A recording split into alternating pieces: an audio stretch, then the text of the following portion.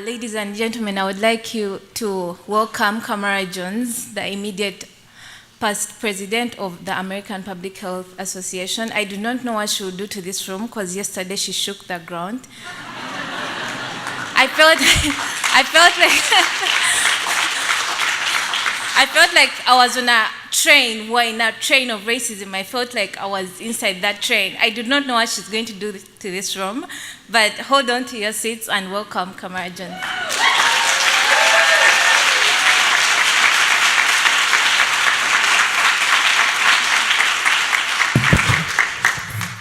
Good morning, everyone. Good morning.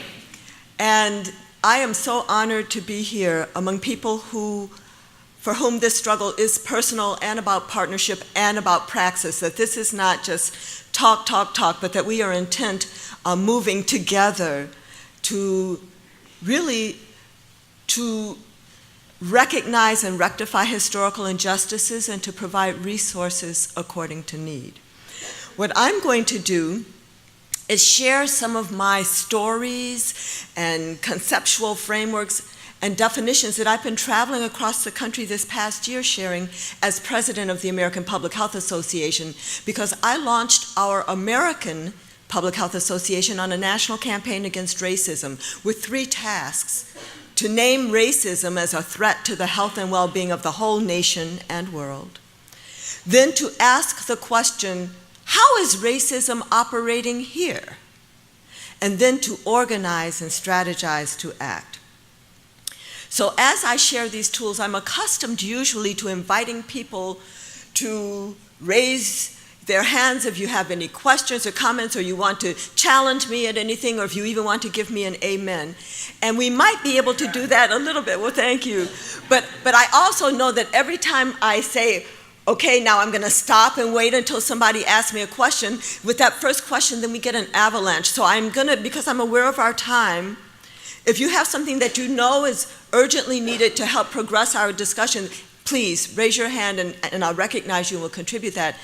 But other than that, I'm not going to specifically put in this time, discussions in the middle, because there's such a rich knowledge base in this room that I'd not be able to gather us back. So my apologies for sort of changing what I normally do. But if you have any comments during the thing and they're urgent, please give them I'm going to try to reserve some time at the end for our participation as a group. The first thing that I want to share with you is what I call my cliff analogy. And I imagine there are many people in this room who are familiar with some of my work, but I'm going to try to deepen even that for you. This cliff analogy is a way that I use to help surgeons, or even general people understand why, if you are concerned about the health endeavor, you should also be concerned about naming and addressing racism. So this is to describe different levels of health intervention. Here we go. Whoops! Boom! Somebody just fell off of the cliff of good health. And if that were you or somebody in your family, you would be delighted to find an ambulance at the bottom of the cliff to speed you on to care. But if we were concerned about other people who might come along that cliff face, so if we were concerned about population health, community health, public health, we might well ask ourselves, what can we put in place as a health intervention besides just stationing lots of ambulances at the bottom of the cliff? So somebody in the room is going to say, I know, let's put a net halfway down. Because if we have a net, then even if people fall, we can keep them from getting crunched up at the bottom. And that is an excellent idea. Although, the more you think about it, nets do have holes in them, so some people might fall through the cracks. But we could fix that by making it a trampoline halfway down, right? No holes in a trampoline. But even if we put a trampoline halfway down that cliff, we might well find ourselves with lots of people just bouncing up and down at half functionality, not able to get back to the top of the cliff. So what else could we put in place as a health intervention? Well, clearly we need to be thinking about a fence at the edge of the cliff to keep people from falling in the first place. But even that fence is going to have to be a very, very strong fence if there's a lot of population pressure against it. So what else can we do as a health intervention? Well, we can move the population away from the edge of the cliff. So I'm going to label these interventions that I've described so far, where the ambulance at the bottom of the cliff clearly represents medical care, and what we on the public health side of things describe as tertiary prevention. We talk about 3 levels of prevention: primary, secondary, tertiary. Tertiary prevention is preventing complications from disease that's already manifest. So for example, preventing amputations from diabetes. So that's our hospitals and clinics and medical offices, that ambulance right there. The net or trampoline halfway down, these are our safety net programs, which are very often in our social services, as well as secondary prevention, which is about early detection, screening programs. The fence represents primary prevention, keeping bad things from happening in the first place. So on the clinical side, that could be immunizations, or it could even be policy interventions, like Tobacco 21, trying to prevent young people from getting access to tobacco products so soon. And then moving the population away from the edge of the cliff is what many people are describing now as addressing the social determinants of health. Those determinants of health and illness that are outside of the individual. They're beyond our individual genes, they're beyond our individual behaviors, like hand washing, and they are in fact the context in which our behaviors arise and either convey risk or protection. So they include individual contexts like wealth or poverty. So addressing poverty is a huge way of addressing the social determinants of health. They include addressing neighborhood context. So can you get fresh fruits and vegetables in your neighborhood? Can you get food in your neighborhood, right? Or do you live in a fast food swamp in the US, or a food desert, or in other countries, do you just live with abject poverty? Is it safe to walk in your neighborhoods?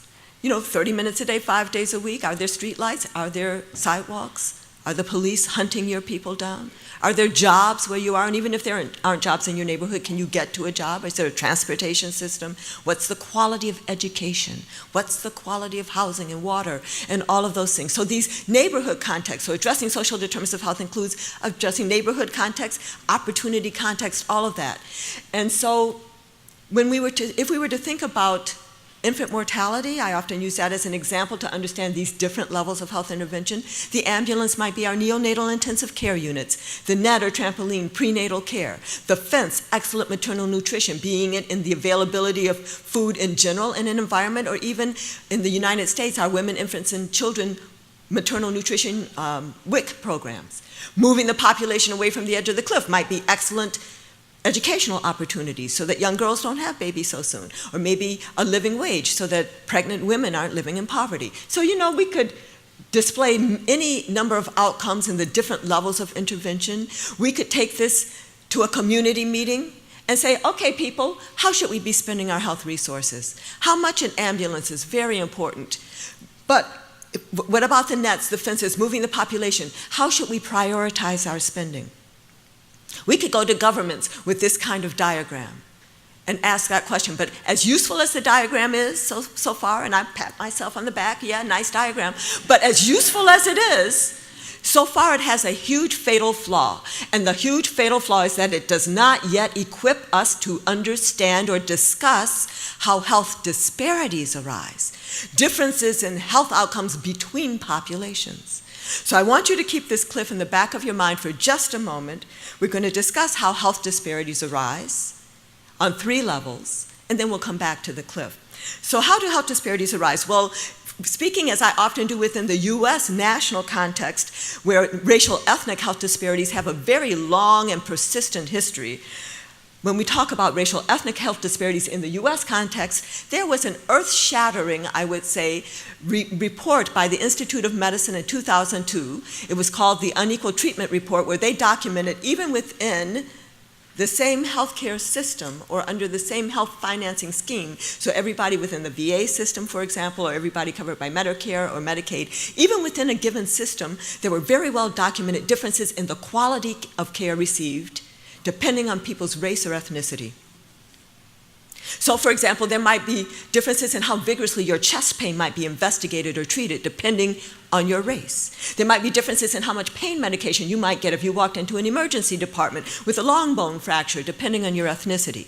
And that report was very important because it shone the bright light of inquiry in this space about is there unequal treatment going on. But the Institute of Medicine panel itself said that's not the end-all and be-all of how racial ethnic health disparities are arising in this country, because we're restricting our consideration to people within the healthcare system. What about those people who can't even get into the healthcare system? So there's a second level at which health disparities arise, which is about access to healthcare, both within the US and across the world.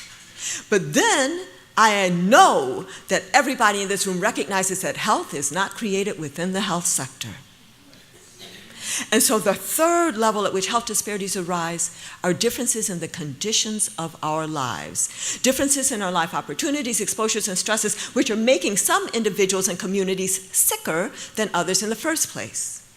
And when you think about those three levels at which health disparities arise, many people think about it as a pyramid. I challenge us to understand it basically as an iceberg where the huge hidden base are the differences in the conditions of our lives. And then very often the people who've been made sicker are sometimes frustrated because of limited access to the healthcare system, both within a given nation and between nations. And then even the lucky ones who get into the healthcare system sometimes are further injured because of differences in quality of care.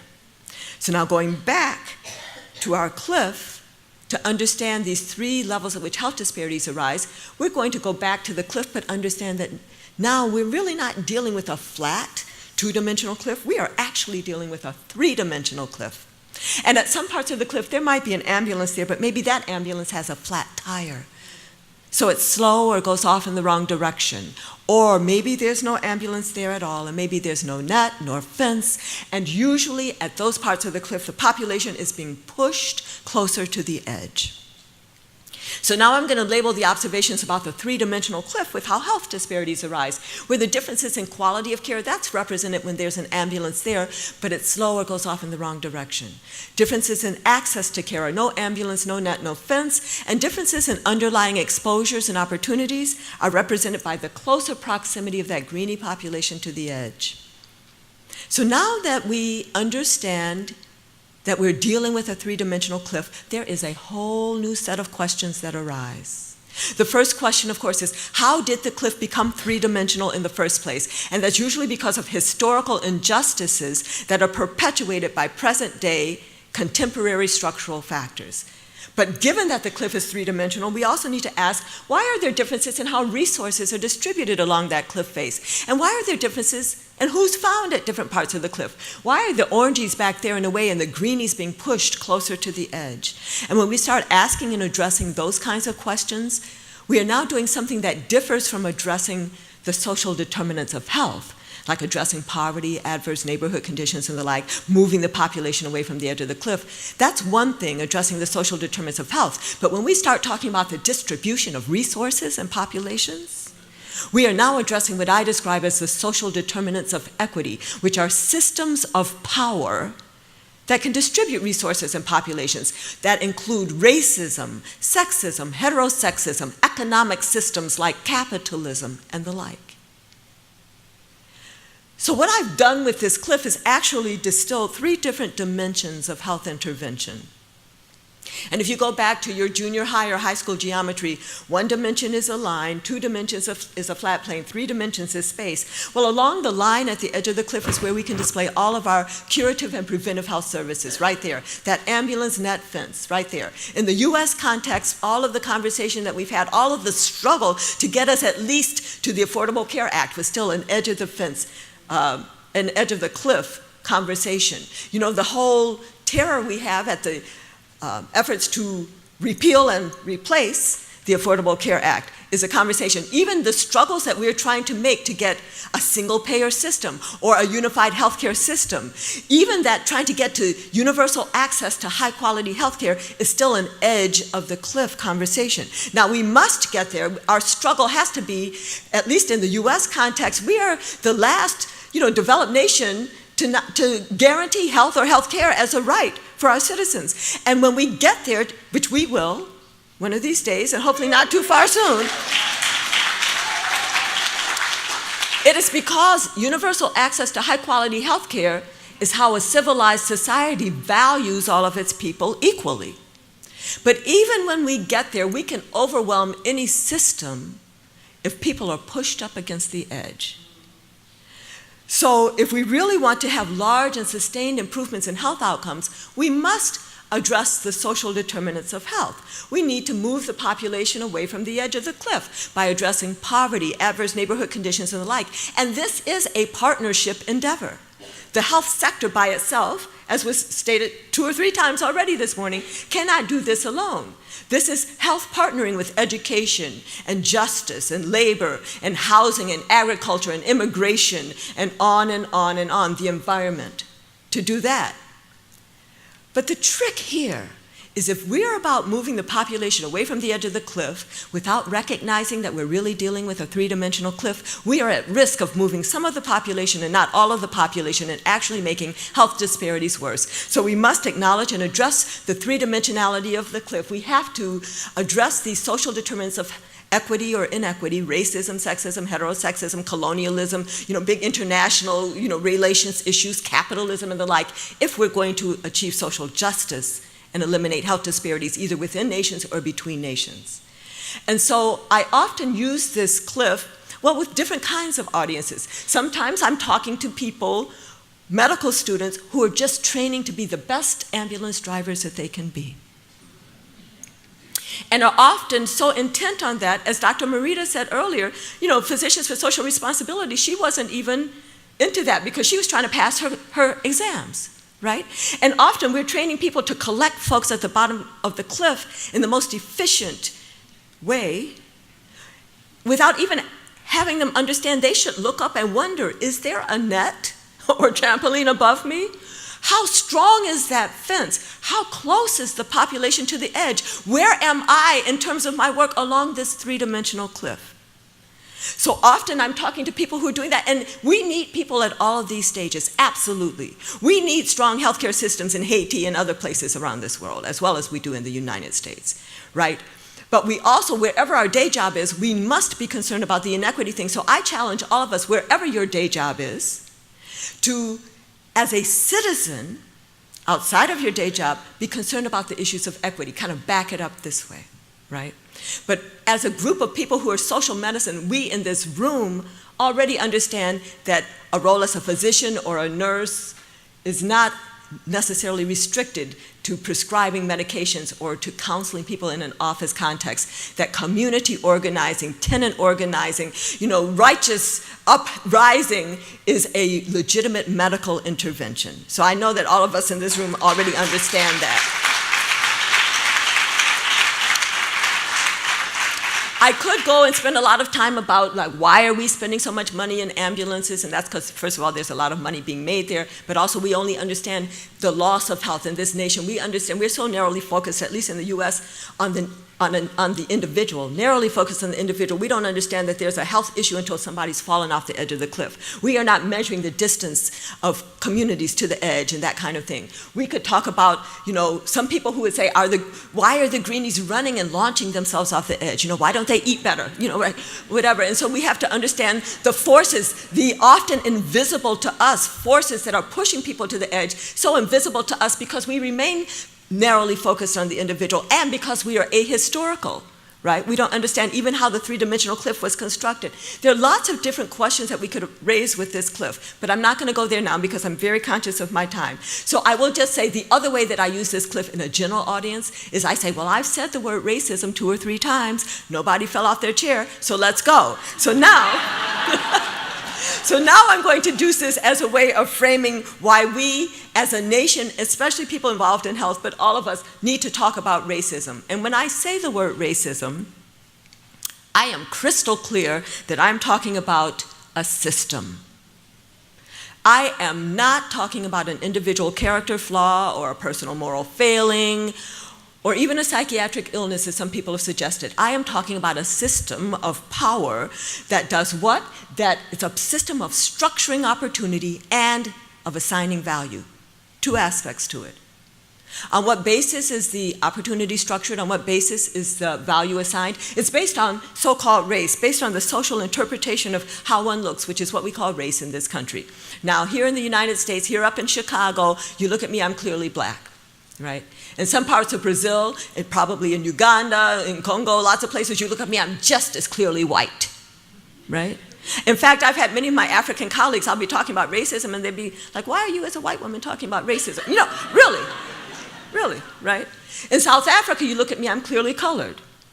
Here I am, same physical appearance, but in these various settings, the social interpretation of my appearance would assign me to different racial groups. And furthermore, if I were to stay in any of those settings long enough, my health outcome would probably take on that of the group to which I've been assigned. So that's what I'm trying to explain. You know, we could spend an hour a day talking about what race is and what race is not, but briefly, just for you to understand what I mean when I'm talking about race as the social interpretation of how one looks in this race-conscious society. That's what race is. Racism is the system that operates on that so-called race to structure opportunity and assign value.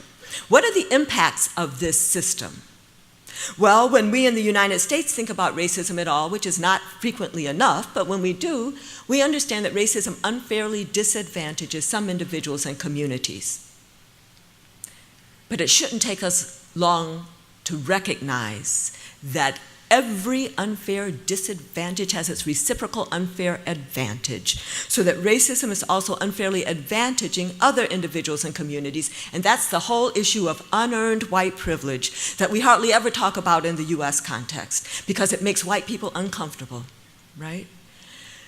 And I may even have made some people living as white uncomfortable in this room, and I'm not trying to make people uncomfortable, I'm just trying to, make it plain, right? Speak the truth. But even if you are uncomfortable, because you're in this room, shake it off, okay? And I will, by the end of this talk, give us a tool to even make talking about unearned white privilege something that we can do without fear or anger, okay? But these two manifestations or impacts of racism are not the full story, because racism is also sapping the strength of our whole society through the waste of human resources. There are many examples of that. I'm just going to lift up two. The first is how we as a nation are not yet vigorously investing in the full, excellent public education of all of our children.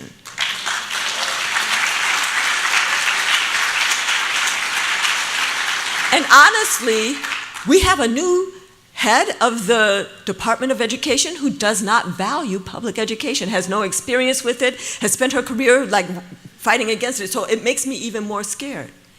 But this complacence we've had, I'd say, with not doing that is because the blinders of racism have made many people think that there is no genius in the barrios, on the ghettos, and the reservations. We can get along very well, thank you, without those kids, is the thinking. But of course there is genius in all of our communities. And if we were to only vigorously invest in that genius, we could be doing so much better as a nation, or even as a world. And I often say we might already be up on Mars farming if that were a good idea, right? If we invested in all that genius. But then I also recognize we wouldn't have to go to Mars. We could be solving the many problems in our communities today if we were to invest in all of that genius.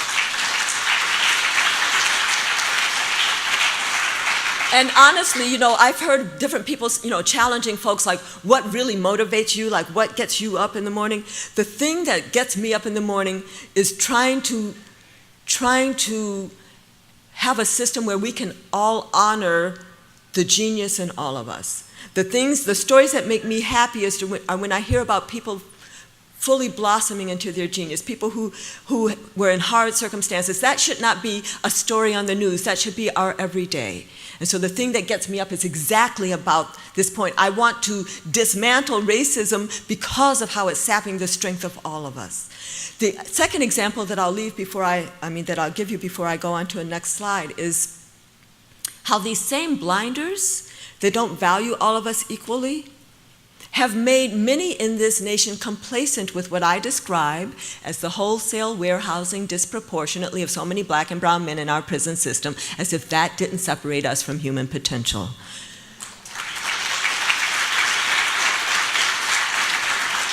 And I have to say, if you know people who are either stuck in the system or cycling in and out, because Once you're in and you come out with a felony conviction, it's hard to get a job or housing.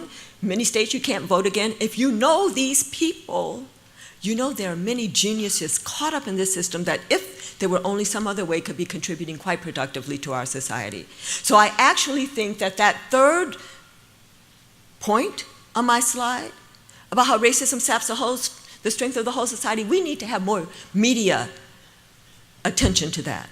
We need to have more data collection. We need to have more conversations around our dinner tables around this so that more people feel a sense of urgency to dismantle this system and put in its place a system in which all people can know and develop to their full potentials. I will tell you one other thing that's interesting about when I sort of talk about the unfair disadvantage and the reciprocal unfair advantage. Many people in this nation who find it uncomfortable to talk about unfair advantage or unearned white privilege, the reason is because they see the world as disadvantaged and normal. Right? Disadvantaged and normal without recognizing that their normal is built up on a whole mountain of unfair advantage. And again, it's because we're ahistorical. So, thank you. But now, to understand how could this system of structuring opportunity and assigning value actually get into our bodies to turn into differences in asthma prevalence, or differences in obesity prevalence, or infant mortality rates, or cancer mortality rates, and like, how can this turn into a health outcome?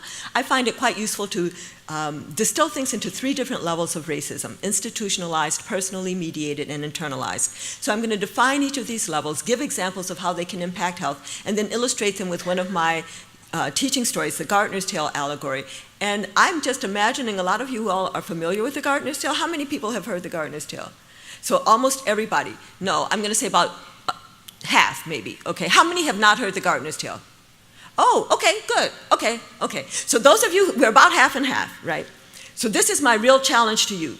Instead of those who've heard it before tuning out when I tell it, I want you to listen very intently, because I want you to consider this a train the trainer session. I want you to listen to the nuances of the storytelling. What words are important when I say it? How do I move from one thing to the next? Because, I'm getting older, right? And I'm more and more aware of the importance for all of us to mentor people coming up behind us. Sometimes all of us are so much in the struggle that we don't understand the importance of bringing people behind. But I want a whole army of you now. Half of this room can be an army of Gardener's Tale tellers. So I want you to listen carefully so that you can tell it with confidence. Those who haven't heard it before, you just sit back and let it wash over you, okay? But first, the definitions. So, institutionalized racism is the system, if you will. It's that constellation of structures, policies, practices, norms, and values that result in differential access to the goods, services, and opportunities of society by race. Now, this is the kind of racism that doesn't require an identifiable perpetrator because it's been institutionalized in our customs and laws and background norms. This is the kind of racism that often shows up as inherited disadvantage or as reciprocal inherited advantage. We see it both in terms of material conditions and in terms of access to power. So examples include differential access by race to quality housing or equal educational opportunities, equal employment opportunities, same level of income at the same level of employment, and clearly these things can impact health. Differential access to medical facilities, including linguistic access, as well as physical access or financial access. Differential access to a clean environment. And within the US, not even speaking about between nation types of things, but within the US there's a very well documented disproportionate placement of toxic dump sites or bus transfer stations in communities of color, so-called environmental racism. And in terms of power, and I shouldn't say so-called, I mean, that's what we're calling it. It's not so-called, it is, right? I'm sorry for that. But anyway, in terms of power, it could be differential access to power, information as power. So that could be health information or even information about our own histories, which is a hugely devastating thing. Differential access to power as resources, capital resources, but also social networking resources, and differential access to power as voice. Voice around decision-making tables, voice in media, voice in government, and the like. Now, sometimes when I put a slide like this up, people say, Dr. Jones, let's go back to that top set of examples about housing, education, employment, and income. Dr. Jones, isn't that what we really call social class? So, Dr. Jones, are you talking about racism, or are you really, really talking about social class? Right? Why do you have that on a slide about racism? Well, I know that there might be people in this room who are really wondering that thing. So my answer to this question starts with the observation that it doesn't just so happen that people of color in this country are overrepresented in poverty, while white people in this country are overrepresented in wealth. That is not just a happenstance, right? And for each marginalized or stigmatized or oppressed group of color, there's been some initial historical injustice. So I'm not going to go through the whole litany. Sometimes I get all the groups. I'm just going to go from the beginning to my punchline, okay? Which is, the beginning was the taking of the land from American Indians. So for American Indians, that initial historical injustice was the taking of the land, the near genocide, and the moving of survivors to reserved lands, reservations. And then in some instances, something good was found in a reservation. Oops, you got to pick the people up and move them somewhere else. Then you had people who were living for centuries in Mexico, right? And they didn't cross the border crossed them. They now found themselves in New Mexico or California, Arizona, Texas, and yet their grandchildren are being harassed to this day. We could talk about the internment of Japanese people during World War II and the fear that we have that we're about to see something like that happen again in this country. We could talk about people of African descent, where the initial historical injustice was the kidnapping of West African people, and our importation across the Atlantic with tremendous loss of life in the Middle Passage. And then for the survivors and their progeny for generations, what I describe as the coerced usury of our unpaid labor for centuries to build this country. Right? But then, people have heard me talking like that, and they'll go, Dr. Jones, there you go, talking about slavery. Dr. Jones, we all recognize that slavery was an unfortunate chapter in our nation's history, right? But Dr. Jones, don't you know the enslaved people were emancipated by 1865, and we're now in 2017, so that makes that 152 years ago? So Dr. Jones, all else being equal, don't you think the impacts of racism would have washed out by now? But the key phrase there, of course, is all else being equal. And all else has not been equal in this country since 1865, and all else still is not equal today. And there are what I describe as present-day contemporary structural factors that are perpetuating each of these initial historical injustices.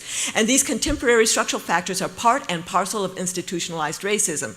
So when people ask me, Dr. Jones, are you talking about racism, or aren't you really, really talking about social class? My answer is that institutionalized racism explains why we see an association between social class and race in this country. And that is a very important aha. This is not just an accident or a happenstance that we see this.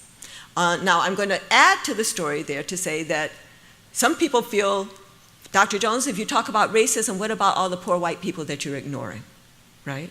And I am not going to ignore poor white people, because we need to eliminate poverty across this land. It's a separate issue, though. We need to eliminate white poverty, Latino, Hispanic poverty, black poverty, American Indian poverty, Asian poverty, all poverty, right? I would go further. I would eliminate income inequality. Yes, I would. Yes, I would. My husband and I disagree, but I would do it. I would take my magic wand and I would sweep across this nation now. Done, right?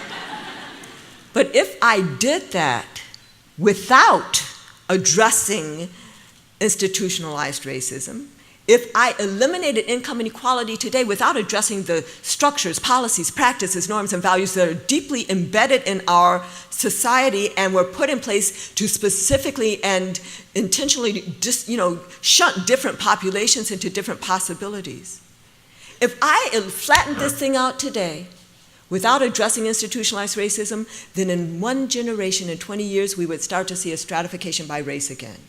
It's an important insight. So this is not, is it racism or poverty? What we have in this country is a both and type of thing. And because racism is so foundational in our nation's history, and yet many people are in denial of it, I actually say all of us, whether you're anti-poverty or what, all of us need to be anti-racist as well. Okay. So now, before I get off this slide, this was a long time on this slide. Sorry about that. But before I leave this, I have to say one more thing, which is institutionalized racism can be through acts of doing acts of commission, as well as acts of not doing, acts of omission, and very often institutionalized racism shows up as inaction in the face of need. The second level of racism, personally mediated racism, I define as differential assumptions about the abilities, motives, and intents of others, and then differential actions based on those assumptions. This is what most people think of when they hear the word racism. Somebody did something to somebody. It includes the different idea, the prejudice, and the different action, the discrimination. Some people call this interpersonal racism. I call it personally mediated racism, even though that is a bit of a tongue twister, because I'm still understanding racism as a system, and this is a system mediated through people. Okay? This is where all implicit bias, all of the things we're talking about now, right here. How could it impact health? Police brutality. You know, I used to talk about, imagine you were pulled over for driving while black or driving while Latino and interpreted as resisting arrest and hit upside the head, right? Now we in this room could lift up a whole litany of names that have come to national attention of unarmed black and brown men who, and women who were killed by police officers. Just at national levels. I don't even know all the people here in Chicago, but you know, so we could talk about Mike Brown and Eric Garner and Freddie Gray, Philando Castile, Laquan McDonald, you know, we could, Sandra Bland, on and on and on and on. Even Trayvon Martin, where it wasn't a police officer.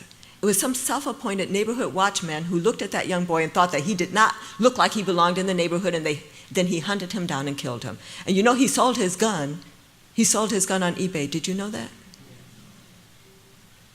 So that police brutality not only is taking the lives of people who have so much to offer us as a world, it's not only shattering families because of that loss, but there are whole communities who are just holding on, bracing ourselves for the next occurrence, because for the most part there's been insufficient accountability by police departments for these killings, right?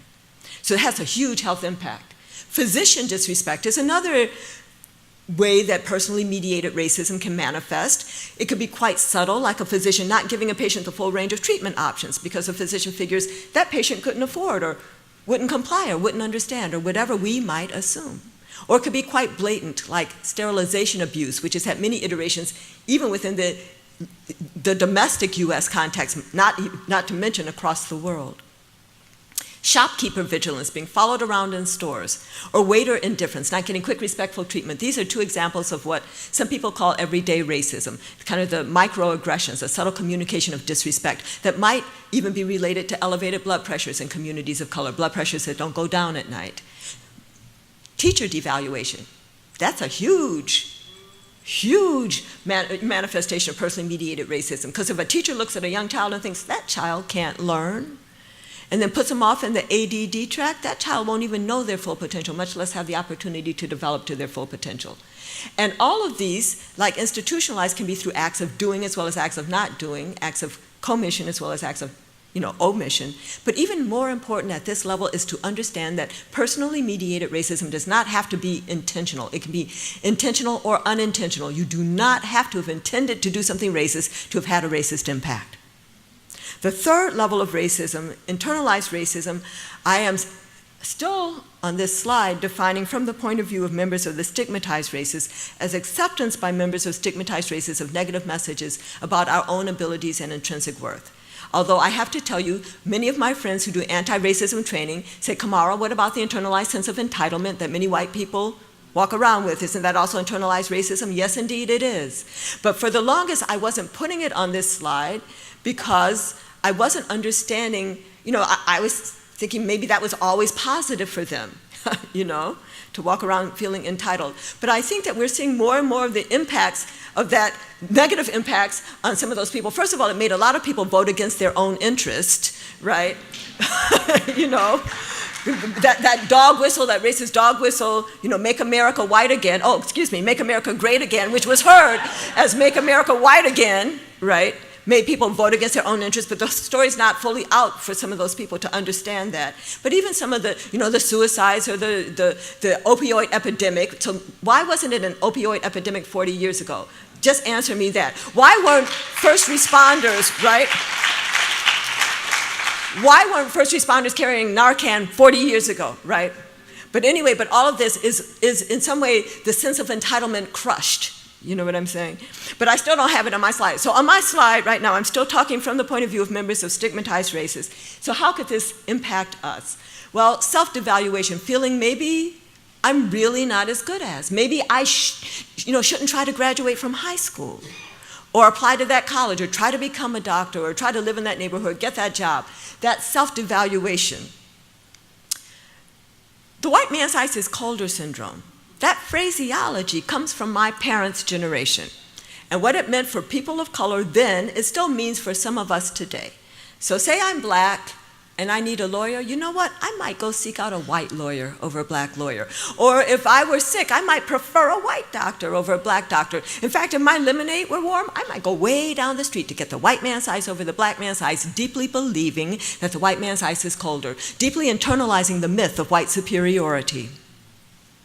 Resignation, helplessness, hopelessness turns into a lot of self-destructive health behaviors, turns into not registering to vote, turns into not voting even if we are registered.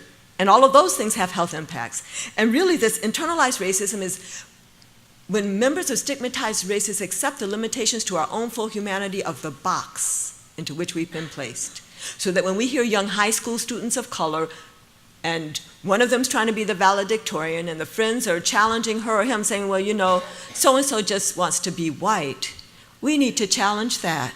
Because since when did white people claim exclusive access to excellence? They did not.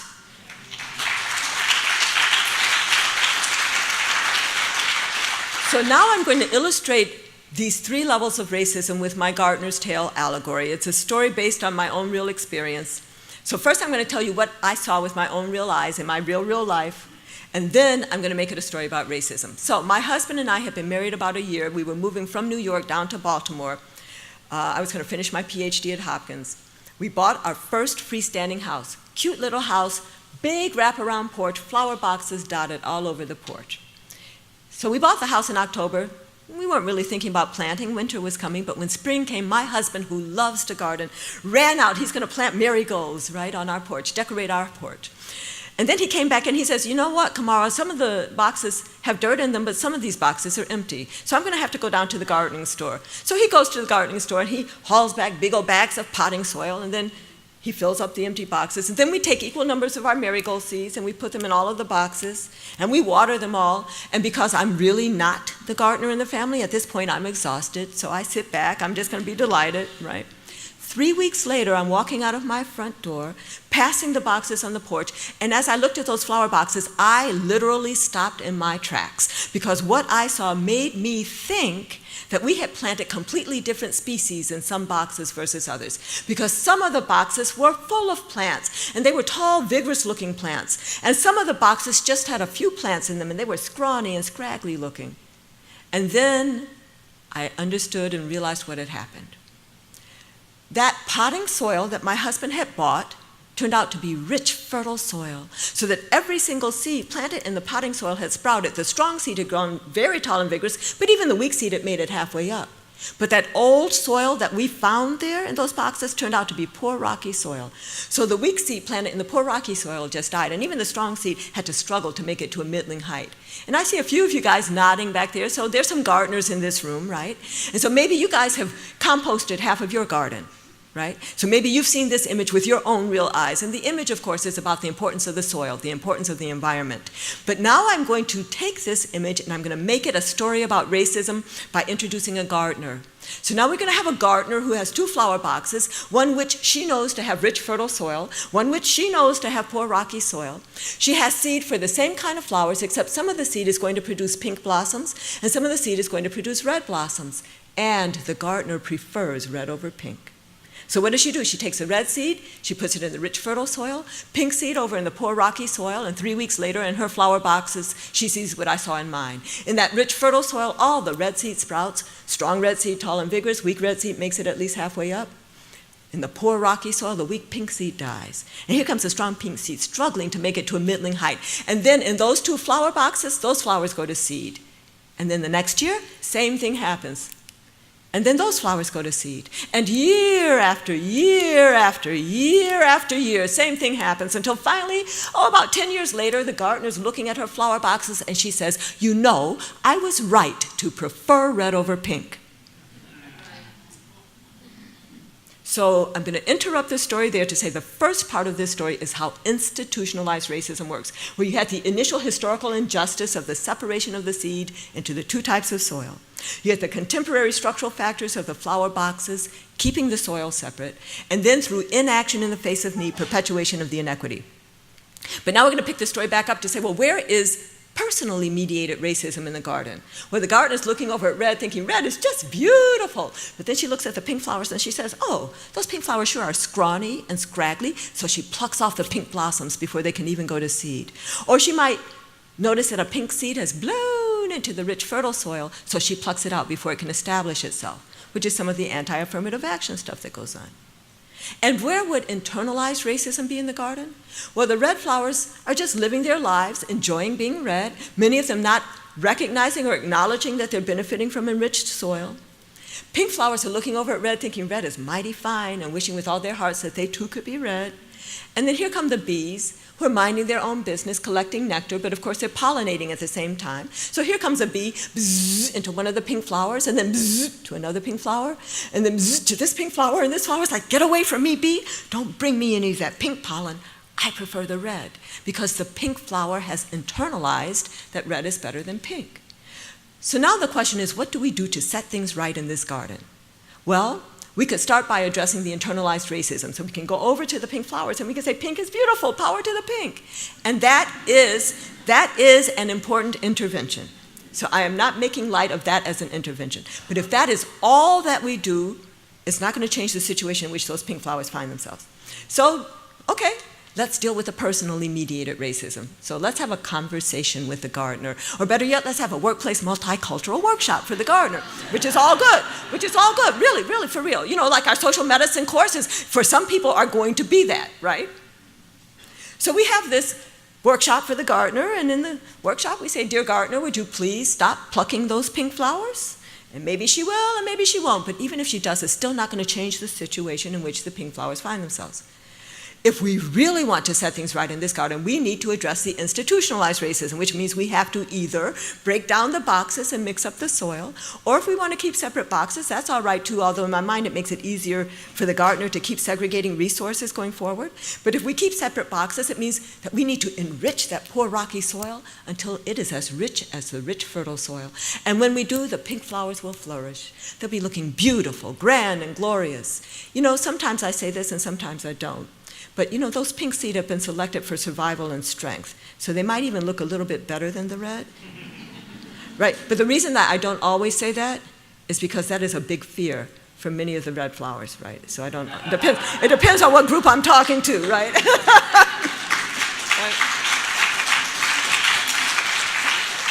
But so let's just say, so now the pink flowers will be looking as beautiful as the red, right? Then you'll even have addressed the internalized racism.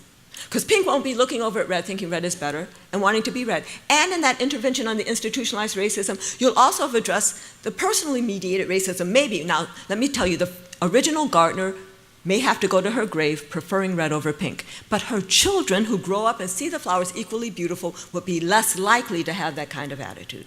So this story has been to illustrate those three levels of racism: institutionalized, personally mediated, and internalized, and to very strongly suggest that if we want to set things right in the garden, we need to at least address the institutionalized racism. Good to address all the levels at the same time, but at least address the institutionalized, and when we do, the other levels may take care of themselves. But I haven't finished with the story yet, because there's an important question that we haven't talked about yet, which is, who is the gardener? After all, the gardener is the one that I gave the power to decide, the power to act, and control of resources, which in my mind actually are the elements of self-determination. So who is the gardener? Well, this slide actually used to read, who is the gardener? Government, power to decide, power to act, control of resources. I changed that slide when I went to work for the Centers for Disease Control and Prevention, which is part of government, so that was like I had to do that. But government is a huge part of the gardener, but not the only part of the gardener, right? So media, foundations, corporations, communities, to the extent they have self-determination, can all be part of the gardener. But whoever is the gardener, it is dangerous when the gardener is allied with one group.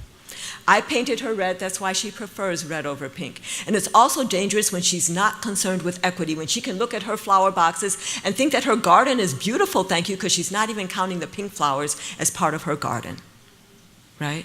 And so our challenge is what to do about the gardener. Do we make the gardener striped or polka dotted or fuchsia, or do the pink flowers have to grow their, or recruit their own gardener? Lots of different questions can come out of this. And I know this is a rich audience, so maybe we'll have a few minutes at the end for questions out of this. I want you to think of some questions, but I'm just going to share with you 3 questions that have come up before, and I'm going to carry on, barrel through with it, a few other things I want to talk about with us today, because I want to move us toward action, praxis. But the questions that have come up before, one was, Dr. Jones, excuse me, but why should the red flowers share their soil? When I heard that question, I loved it. It showed me the power of this Gardener's Tale allegory, which is actually published. It's 4 pages, 2 pages front and back. The power of this story to start conversations on racism that would otherwise be quite challenging or difficult if we were talking about racism between you and me. My answer to that question, why should the red flowers share their soil, is that actually that soil doesn't belong to the red flowers. It belongs to the whole garden. Amen.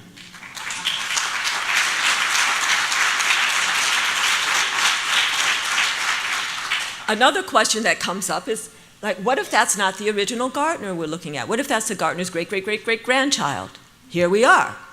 And that great-great-great-great-grandchild has always seen the flowers looking like this, may not even think there's a problem to be solved. And so there's a 3-part answer to that. The first is we must make the differences in the height and vigor of the pink and red flowers a problem requiring urgent solution. The second part is, as we try to figure out how do we solve this problem, we must make the flower boxes transparent, right? We need to be talking about the differences in the quality of the soil. And the third part is, as we make those flower boxes transparent, we also need to be crystal clear that the pink seed did not just launch themselves into that poor rocky soil. So we need to talk about history, and we need to talk about the gardener's initial preference for red over pink that set up the whole situation. The gardener's agency in setting up this whole situation, that cultural racism, some people call it, or white supremacist ideology, or alt-right, or neo-Nazi, or whatever we're calling it these days, right?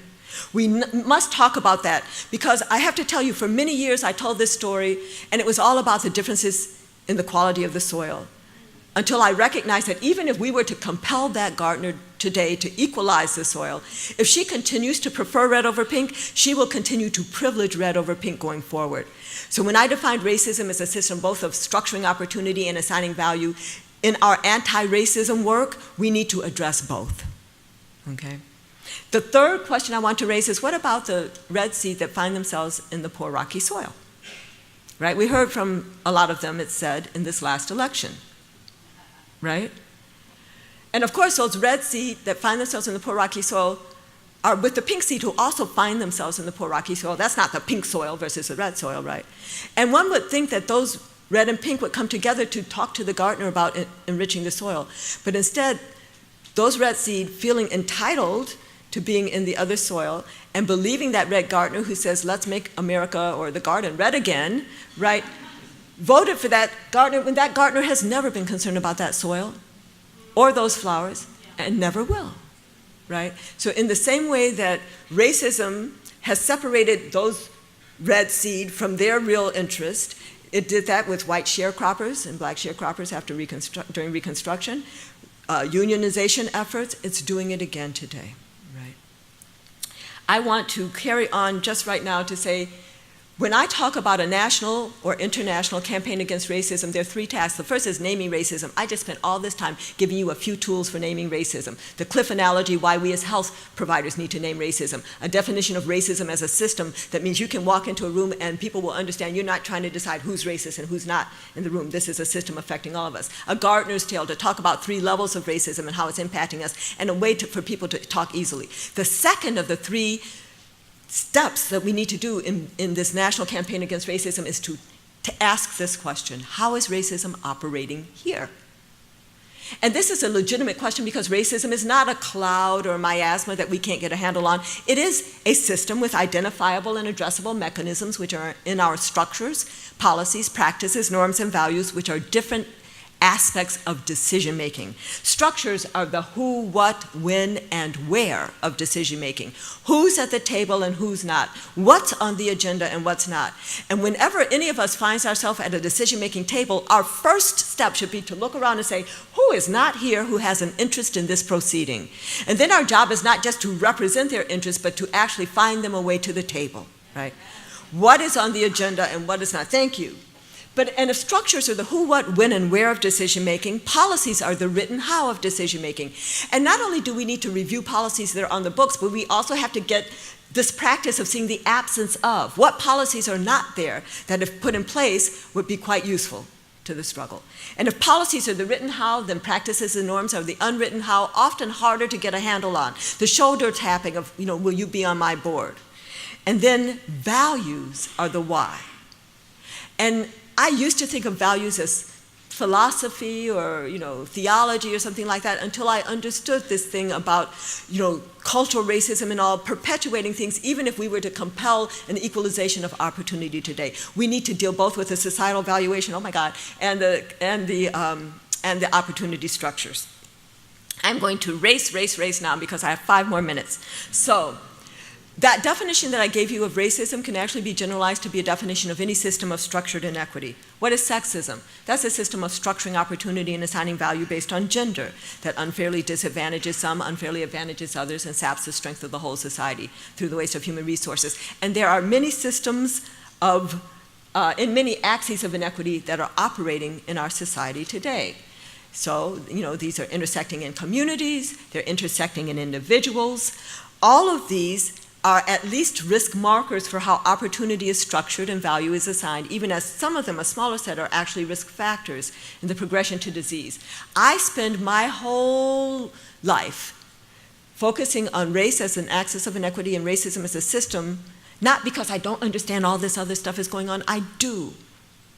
But it's because racism is foundational in our nation's history, and yet many people are in denial of its continued existence or its profound impacts on the health and well-being of the nation. So my work on race as the axis of inequity and racism as the system is because of that. I recognize all this, and wherever you're struggling, I think that we need to, all of us, be addressing racism right? And we have to recognize that as we make progress on one front, we're making progress on all fronts. We have to understand that this is not whose oppression is worse, but this is about undoing dismantling these systems of structured inequity, which all have the same basic structure. I wanted to give you a 3-part definition of health equity. What is it? How do we get there? How is it related to health disparities? I define health equity as assurance of the conditions for optimal health for all people. This differs from the Healthy People 2020 definition of health equity, which is health equity is attainment of the highest level of health for all people. I agree that attainment of the highest level of health for all people is our goal, but I don't like it as a definition of health equity because what if we hit that last Sunday? Are we done? And I don't think that health equity is an outcome. I think it's a process. Which process? Assurance. Assurance of what? And actually, assurance is one of the 3 core functions of public health that were identified by the Institute of Medicine along with assessment and policy development. Assurance of what? Of the conditions for optimal health, the so-called social determinants of health. For whom? For all people. That makes it equity. How do we get there? Well, achieving health equity requires at least these 3 things: valuing all individuals and populations equally, recognizing and rectifying historical injustices, and providing resources according to need. And how is health equity related to health disparities? Well, health disparities will be eliminated when health equity is achieved. So health disparities are differences in outcomes, counting the different numbers of different colored bodies at the bottom of the cliff, or counting the differences in the height and vigor of the pink and red flowers. Health equity is all the stuff that comes before. I wanted to quickly, because we are about praxis, talk about what, if we want to operationalize these 3 different things. So I operationalize these different aspects from the point of view of funders, but it makes sense for all of us too.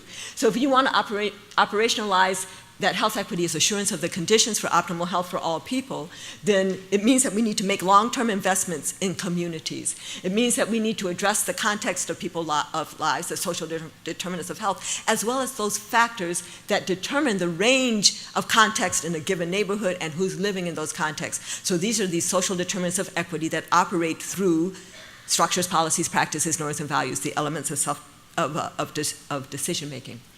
In terms of the 3 principles for achieving health equity, well, understanding that we need to value all individuals and populations equally means that we need to bring unrepresented voices to decision-making tables.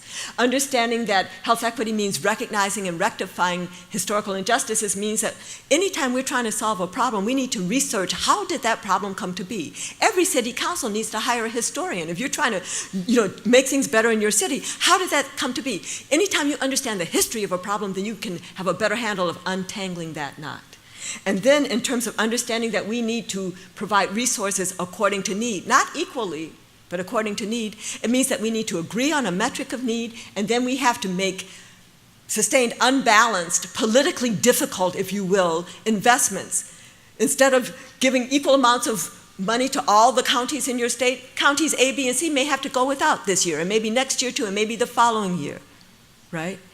And when I said this once in an audience where there were 2 people from the United Kingdom, from the UK, afterward they came to me and said, they asked me, why are you even trying to make a case for this? Isn't that what you always do? Wow. I have 1 minute, so the last thing, in my 1 minute, it's gonna feel like time is just stretching out because I'm gonna,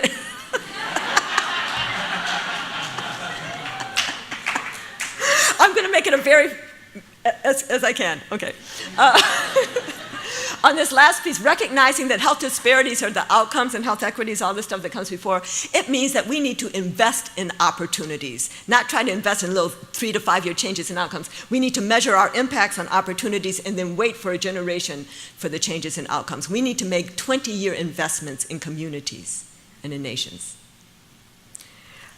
I wanted to just point out there are 3 huge societal barriers to achieving health equity. I've talked about them briefly. The narrow focus on the individual, which makes systems and structures seem to be irrelevant or invisible.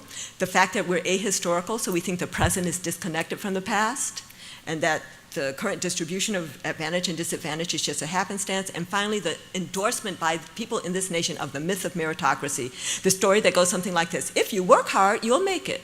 Well, clearly, I have to tell you, most people who have made it have worked hard. Not everybody who's made it has worked hard, right?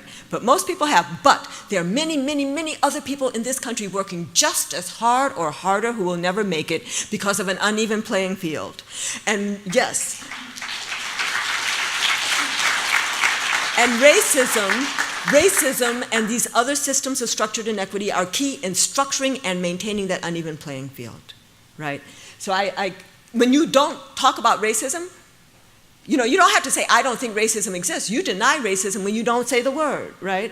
So when we deny racism, either in our silence or by actively doubting its existence, then we are endorsing this myth of meritocracy that explains the situation of those people in that community as being because they are lazy or stupid, right? Whoever heard of the International Convention on the Elimination of All Forms of Racial Discrimination? Some of you. What is it? An international anti-racism treaty adopted by the UN General Assembly in 1965. Do you think the US signed this anti-racism treaty? But we did. We signed it in 1966. But the key there is we can sign any treaty we want, but you know what? If our Senate doesn't endorse the treaty, it has no power over us. Do you think the US Senate has endorsed this treaty? No. Well, now some of you are like, oh, she's going to trick us again, and I am. The Senate ratified it 28 years later, in 1994. It means we have international treaty obligations to do right under this 9-page treaty. One of the obligations is to submit periodic reports. Our State Department submits a report about every 6 years. And then anybody else who wants to submit a report submits a report. The committee considers it. They send back their concluding observations. And they start, dear United States, thank you for your report. We remain concerned about racial profiling, residential segregation, achievement gap in education, differential access to healthcare, disproportionate incarceration, on and on, on and on. They have specific recommendations. They say we need to adopt a national action plan to combat racial discrimination. They say we need to let our people know about the existence of this treaty, so I do my part. And then with that, I was going to talk about this. This is something that may come up for action for this group. So I'm just going to say that the American Public Health Association wanted to launch an anti-racism collaborative with 8 collective action teams. APHA can't host it now, but I understand, so I'm just going to show you the names of these. But it may come to this body that the Social Medicine Consortium may be interested in helping to host this. So I'm going to discuss that with you. So I hope that you would support that. And then in the last 15 seconds, which may seem like 2 minutes, I'm going to tell this last story, okay, which is this story I have to tell you because this is the one that is going to make you be able to talk to your friends about unearned white privilege, right? This is sparked by my experience as a medical student. I was studying with some friends in my apartment. We were studying long and hard. It got late. We got hungry. I had no food in the apartment. So we decided we're going to go into town and find something to eat. So we go into town. We find a restaurant. We walk in. We sit down. Menus are presented. We order our food. Food is served. Here we are eating. Not very interesting. But as I sat there with my friends eating, I looked across the room and I noticed a sign that was a startling revelation to me about racism. So now you're wondering, what did the sign say? Right? Where did you go to medical school anyway, right? Very interesting. Well, what did the sign say? The sign said open. So I know I've lost many of you. So let me recap. Here we are, sitting, eating. I look across, I see a sign that says open. If I hadn't thought anything more about it, would have assumed other people could come in, sit down, order their food, and eat. But I knew something about the two-sided nature of those signs. And I recognized that now, because of the hour, the restaurant was indeed closed, and that hungry people just a few feet away from me, but on the other side of the sign, would not be able to walk in, sit down, order their food, and eat. And then I understood how racism structures open-closed signs in our society. That racism structures a dual reality. And for those who are inside the restaurant, sitting at the table of opportunity, eating, and they look up and they see a sign that says open, they don't even know there's a two-sided sign going on, because it is difficult for any of us to recognize a system of inequity that privileges us. It is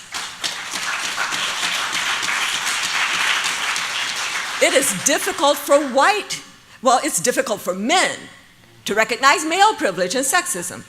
It is difficult for white Americans to recognize racism and white privilege. It is difficult for all Americans to recognize our American privilege in the global context, except we got a little taste of that with Ebola, did we not? Yet those on the outside are very well aware there's a two-sided sign going on because it proclaims closed to them, but they can look through the window and see people inside eating. So back inside to those who say, is there really a two-sided sign? Does racism really exist? I say, I know it's hard to know when you only see open. In fact, that's part of your privilege, not to have to know, but once you do know, you can choose to act. So it's not a scary thing to name racism, it's an empowering thing, because it doesn't even compel you to act, but it surely does equip you to act, so that if you care anything about the people on the other side of the sign, and that is an if, but if you do, then you can even talk to the restaurant owner who is, after all, inside the restaurant with you, and you could say to them, why don't you open the door again? There are hungry people outside. Let them come in and eat. You'll make more money, and oh, the conversations we can have. Or maybe what you'll do is pass food through the door or break the glass or tear down the sign, but at least what you won't be doing is sitting back saying, wonder why those people don't just come on in and sit down and eat, because you'll understand something about the two-sided nature of the sign. The other story that I was going to tell you, I can't tell you, but you can Google Camara Jones TEDx Emory. I am so happy for this opportunity. Sorry I went a few minutes over. Thank you very much.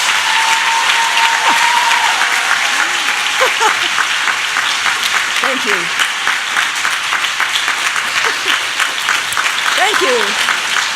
Thank you very much. Thank you very much.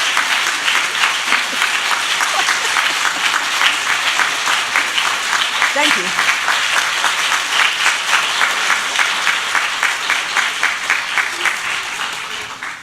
Thank you, Dr. Camara Jones. This was very powerful. And believe me, she can talk for 2 hours and you won't realize it's 2 hours because thank you so much. This has been very powerful, and believe me, we wish we had the whole day with you, but time is so unfair, and I'd like to present this to you as a sign of our gratitude for having you in this room. You're really special, and we are really grateful to have you. Thank you very much. Thank you.